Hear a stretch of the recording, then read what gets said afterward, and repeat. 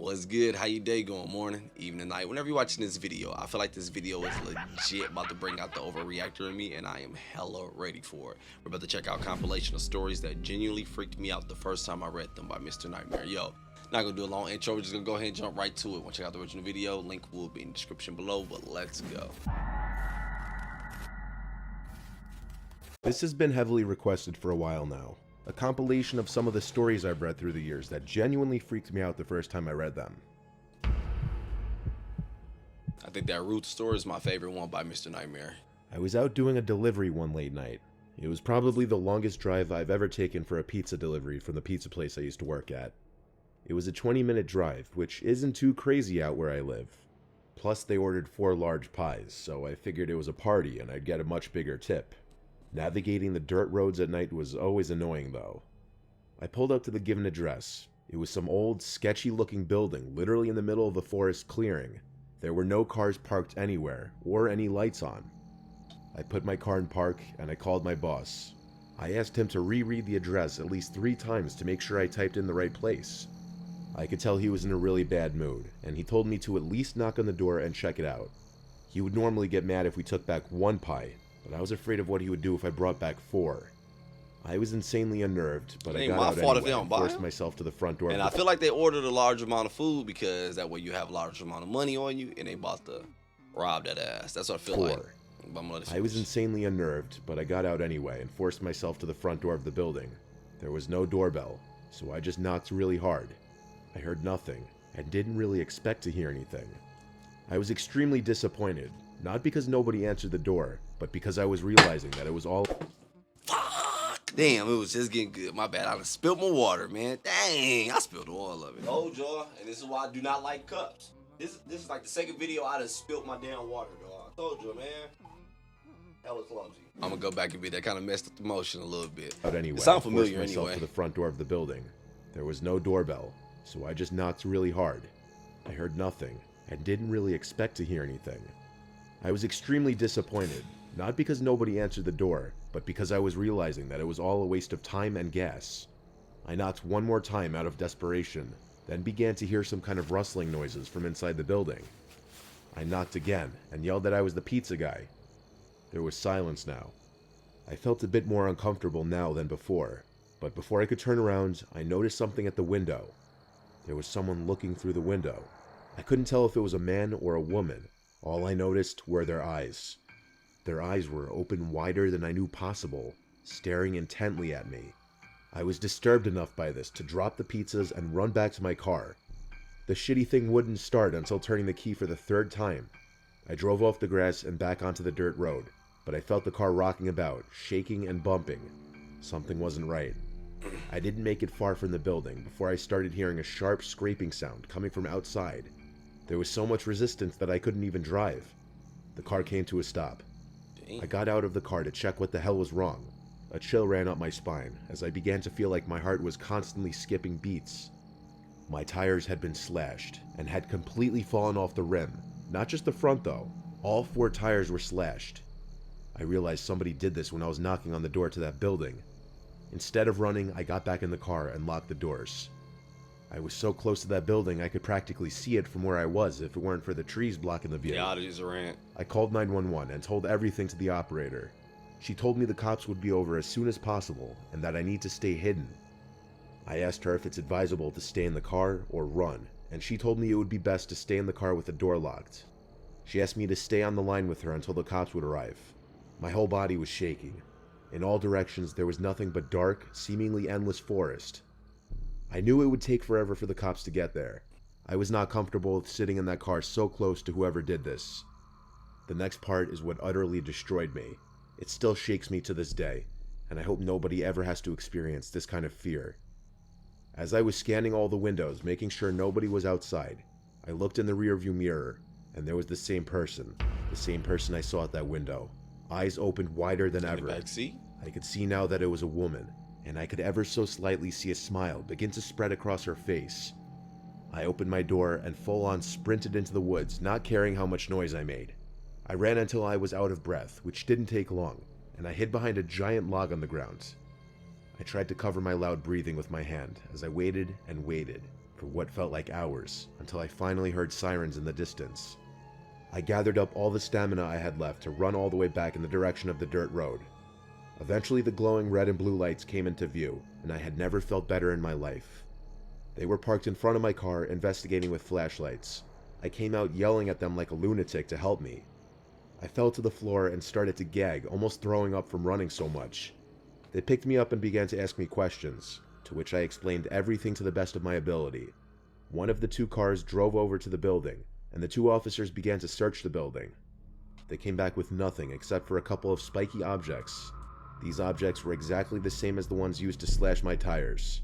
Like The cops guessed that it was some kind of... I ain't gonna lie, this one does like a movie. The fact that they were able to slash those tires without you hearing it, and also get in your back seat and you drive. I mean, the length you did drive without. Again, you are in panic mode at this point, so maybe you didn't notice somebody in the back seat. I don't know, but it sounds like a really good story. I'll definitely say that. Back with nothing except for a couple of spiky objects. These objects were exactly the same as the ones used to slash my tires. The cops guessed that it was some kind of sick, demented couple, being that I saw the woman, but unfortunately, as far as I know, they were never found, and that still kills me inside to this day. I obviously quit my job right after that and started working at a local grocery store. I know that I'll never forget seeing that woman at the back of my car.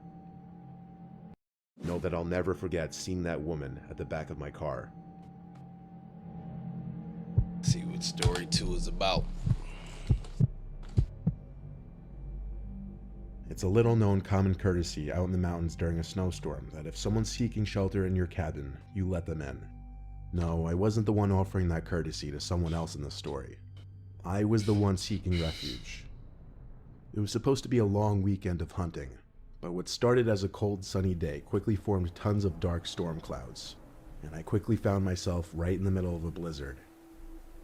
After a full, rather unsuccessful day of hunting hares, I was way too far and disoriented to make my way back to my cabin. I had to seek refuge somewhere else. I came across a log cabin nestled between a circle of trees. No lights on, but I still had to try the door. I hit the door with my fist a few times. No answer, but I could hear footsteps on the other side, approaching the door. I expected it to open, but it didn't.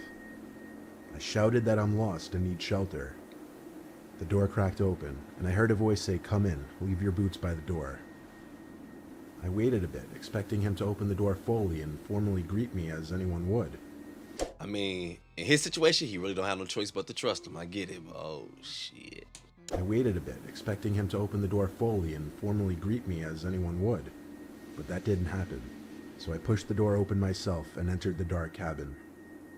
The room was lit by 2 candles, just enough for me to see the couch that the man then told me to sleep on. As for the man, all I saw was his silhouette on the far side of the room. The little light from the candles didn't extend that far. I dropped my bag and gun on the floor and laid down on the couch. I thanked the man for letting me crash here till the storm blows over. He didn't answer. His behavior wasn't the most bizarre thing. Folks are strange up in the mountains. If he wasn't up for conversation, I'd just get some early shut-eye. I closed my eyes, though the level of darkness with my eyes closed wasn't much of a difference. I was subconsciously waiting to hear the man's footsteps leave the room, but they never did. I opened my eyes, and his silhouette was still in the corner of the room, just standing there. I felt the need to say, "Yeah, I think I'm just gonna get some sleep now, thanks." No response. I turned to my other side so that I wouldn't be tempted to just keep opening my eyes to check on him. Some time passed, but without having heard his footsteps walk away, the curiosity was eating away at me. I turned over to look again, and this time, I swear to God, the silhouette of the man was closer by at least a few feet. I couldn't make out his face, but the slight glow from the candles would just barely trickle around the man's forehead, and what I saw was disgustingly pale skin. I quickly gathered my belongings and thanked him, but I said I had to go. I didn't look at him anymore, because I don't think I wanted to know what he looked like. I put my boots on outside and hurried back into the blizzard. He put them hoes I came on across outside. another cabin down the hill, this one with the lights on. Same I knocked on nigga. the door, and some old man and his wife answered the door. They welcomed me in immediately and were very inviting. They gave me some hot tea and offered me a spot on the couch. I told them my story about the freaky cabin up the hill. They know him. And the two looked at each other, puzzled. The woman confirmed 2 times the cabin I was talking about. Then she said, "Honey, the owner of that cabin was murdered 2 years ago. That cabin has been vacant ever since." Oh, shit. It could just be a squatter in there. It could just be. Or it could just be just someone else that's a weirdo that's in there. Or, I mean, but the person was murdered, so it could be the person who murdered that person just has been there. Hey, that one was crazy. Damn. Now, that one was hella good. I ain't gonna lie to you, dude. My bad, I keep looking there because I was trying to see if the water messed up anything. I thought I messed myself up. I'm 27 years old. I live alone in a rural town in Virginia, about 2 blocks away from my parents. My parents are both in their 60s. My bad. That's in Virginia. That sound effect. My bad. Because when I be like trying to think of more stuff to add to my videos, like scary-ish, I love ish like that. My bad. I'm gonna rant a little bit here. Like you heard how the little off-tune piano violin, the little off-tune piano and violin was playing. Yo, I love those sounds of scary movies. I think the best one I heard was from real quick. We back to the video. Let's talk a little bit horror-ish real quick. The best one I ever heard though was from Tales from the Crypt. Tales from the Hood. Tales from the Hood, whatever, right? The one with the dials when they come out the picture and the little violin, the little I can't do the sound, but the way it play, oh, it's trippy as hell, though. I love it. And it's this movie score in there I freaking love. It's so freaking scary. Like, I think it's a Satan. And down. I don't know exactly how it go, but that more, oh, there's some good scary shits. All right, my bad. Back to the video.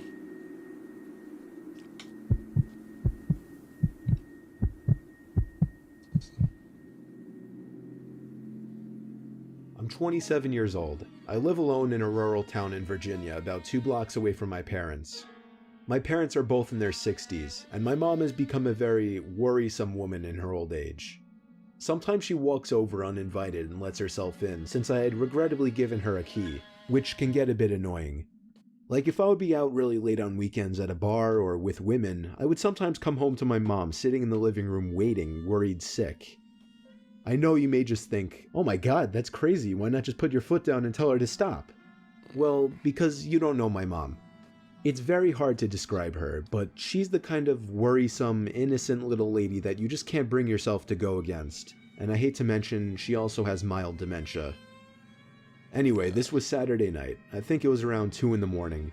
I was at a nearby club with a group of college friends, really the only place to hang out in this boring town, and I was getting ready to head home. I said goodbye to all my friends and walked the 3 blocks it took to get back to my house. I walked up my front stoop in my drunken haze and dug my hand in my pocket for my keys. When I grabbed the doorknob, I realized it was unlocked. My mom was here again. I quietly opened and shut the front door, locking it behind me. I put my keys on the kitchen counter and found a note written in my mom's handwriting saying, "You forgot this at our house, next to the box of half-eaten cake my parents didn't want." I didn't see my mom anywhere, so I assumed she must have gone upstairs to sleep in the guest bed until I got back, which is something she would commonly do as well.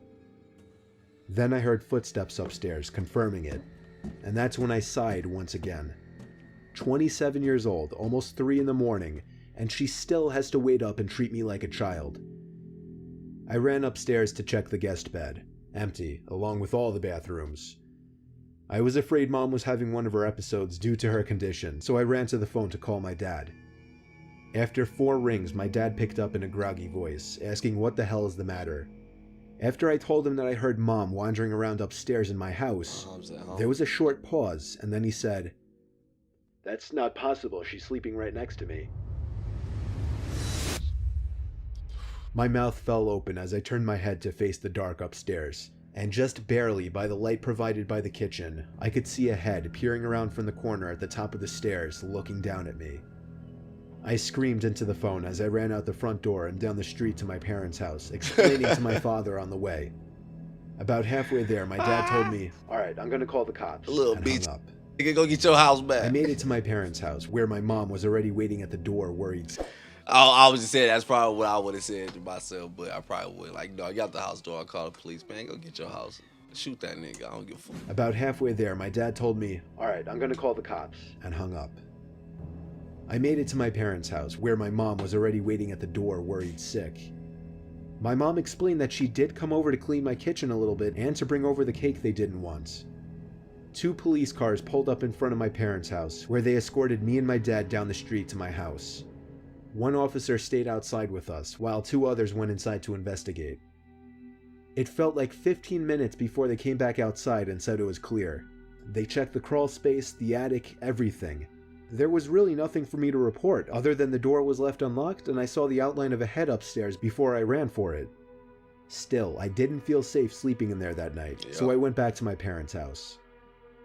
Me and my dad are certain that my mom simply forgot to lock the door anything. It's like, yo, I'm not about to stay here. I don't know where dog at. House.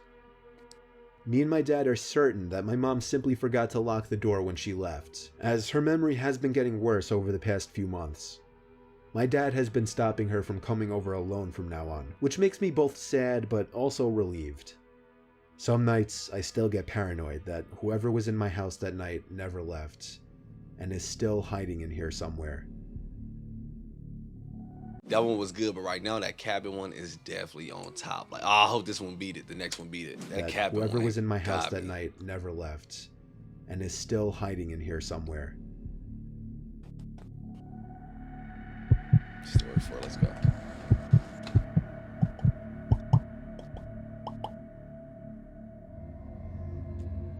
This is one of the few unexplainable events I've experienced in my life. I was home upstairs in my room, writing my paper for my history class. As far as I knew, I was home alone, but apparently I was mistaken, because my mom's voice called out from downstairs, yelling my name. I called back, "What?" She didn't answer, so, slightly annoyed because I didn't want to be interrupted from my train of thought on my paper, I reluctantly got up to go downstairs and see what she wanted. When I got downstairs, I looked around for my mom, but she wasn't anywhere in sight, so I yelled out, "Mom?" And she yelled back my name in response. Her voice came from down in the basement. Yeah, I heard this one a lot. So I went to the basement door, but strangely the lights were off. I called down the stairs, "Mom?" again, and she called back. I yelled out, "What are you doing down there with the lights off?" She didn't respond. I flicked on the light and went down the stairs. I heard my mom call my name again as I was near to the bottom of the steps. It was getting weird. Each time she called my name, it sounded exactly the same. Like there was zero difference in inflection every single time she said my name. I yelled out "Mom" again, and she once again yelled back my name. She was nowhere to be seen in the basement, but then I noticed the little crawl space closet door was open. I call it that because it's a weird closet that you have to kind of crawl into, but it takes up a large chunk of the basement. That was the only place left in the basement that my mom could be. So I said "Mom" one final time. No answer this time. I went closer to the closet door and got on my knees just to try and look in.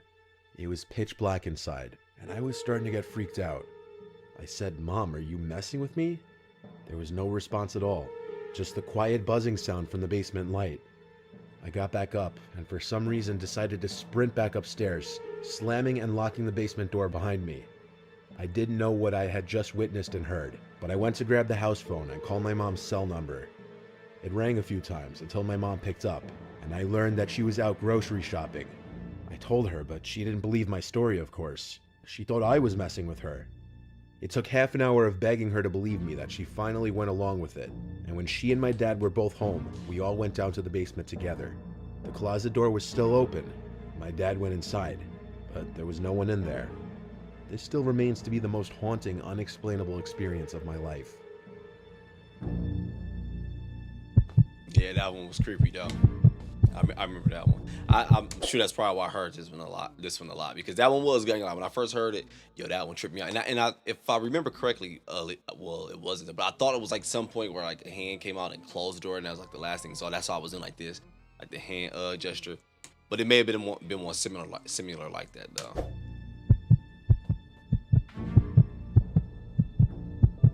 Oh, I'm hearing shit.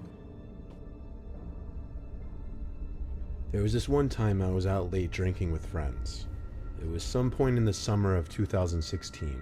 We were kind of just walking around town and then around the neighborhood when one of my friends spotted someone hiding in a bush. He pointed and said, "Look," and we all walked a little closer to get a better look. We could see what he was talking about. but just barely. It was bizarre, like someone hiding in this bush in front of this house. When we got too close, apparently, this weird, off-putting sound started coming from the bush. So we all screamed and laughed and ran away. We screamed because it was scary, but laughed because at the same time it was bizarrely funny. And there were a lot of us, so... Anyway, we walked back to our houses respectively, assuming whoever was in that bush was just messing with people. I fell asleep pretty easily that night since I was drunk, but next thing I remember was waking up to the near pitch blackness of my room. I couldn't look at the clock to see what time it was because I literally couldn't move. I was in a sleep paralysis state. I looked around the room with my eyes only and started to hear a familiar noise, the noise we heard coming from that bush. Then I looked straight in front of me, at the foot of my bed, and what I saw was pure nightmare fuel. Nigga! It appeared to be this floating, grotesque, horrific head of a demonic ghost-like thing. As it got closer to me, I realized it wasn't floating. There was a body, but its body blended in with the blackness of the room. Its mouth hung open, and it just kept making the familiar noise from the bush. It got mere inches from my face before it suddenly just faded away, and I was able to let out a scream and move my body. I sat in my bed, panting and heart racing. I flicked on the lamp and checked around my bed, but that demonic thing was gone. What I just experienced seemed so real, like I was awake for it. It wasn't a dream. Sleep paralysis is a beat. We talk about that a lot on this channel, man. Woo, shit. So real, like I was awake. I feel like it's hours, but it'd be like that. Like, really, like, damn, man. What I just experienced seemed so real, like I was awake for it. It wasn't a dream. I told my parents about it the next day, and they agreed with me that it was sleep paralysis, though they had never heard of anyone seeing freaky shit like that before. The fact that yours started, if the story is true, from reality to the dream world, then that's a little creepier. Now that one in the cabin one, freaking top tier, dude. The reason why the sleep paralysis one always get me, because like, yo, it's like every time, no matter how many times I hear people explain it, even when I read your comments, every time I hear these stories, it always just take me back to that moment when I had mine, because it's like, oh, this is relatable. It's like, yo, I get it, dude. Or even the ones like I be saying that be happening where it's like, you're trying to scream. Oh, these ones really trip me out. And you always hear people say, like, it means a witch is riding you. I hate hearing that because I don't believe that. But the ones where it's like you be trying, not sleep paralysis, the ones where it's like inside your actual dream, where it's like you let's say if you're trying to punch, you might see it's like it be real slow, and you be trying to say something like, I freaking hate that in a dream. It annoys the hell out of me, and I hate it because you legit feel like, I know I'm not the only one who have these. You legit feel like, yo, I am struggling my hardest. The ones that really trip me out. Let's talk a little bit of scary-ish real quick, dog. The ones that really be tripping me out. Let's say it'd be like, all right, I don't know why I know it's a dream and it's gonna happen, but somehow I know. Let's say if it was like me, my partner, and like maybe like 2 or 3 other people, right? It'll be weird-ish like this. We'll be chilling, we'll be at the crib, whatever, right? Probably playing some cards, I don't know, doing whatever. I get up, walk, I'd be on aisle 2 on Walmart, but nothing is weirder than dream though. And as I'll be doing something, getting some shit like, oh yeah, I want some oatmeal, I don't know, walk back, and then me and my partners, we'd be on the beach. Like it'd be weird shit like that, like the location just be changing, you just don't even know what's going on. But let's say it'll come back to the part where, all right, we at the house, and I know like, oh, some scary shit just happened. So all my partners will run, and they'll run out the front door, and I can see my destination. It's like a big ass tease. It's like I can see the door that I need to reach, but I can't fucking reach it. Like you be running like this, you're like, shit, and you can't go, and you just know it's like you'll feel like, yo, something scary is about to happen, and next you know something scary happen, boom, and you'll wake up. That shit tripped me out, man. I don't know if y'all goes in that order like that, but I don't know if any of that sound relatable or if I just sound crazy. I don't know, dog. This shit be happening to me a lot. I don't think I sound crazy. Nigga, or the ones where they be like, you'll see the door and you would get to it and you would know like, oh, this bitch locked. You'll finally grab it and locked. Boom! Something scary, you'll wake up. Boy, I be hating that shit.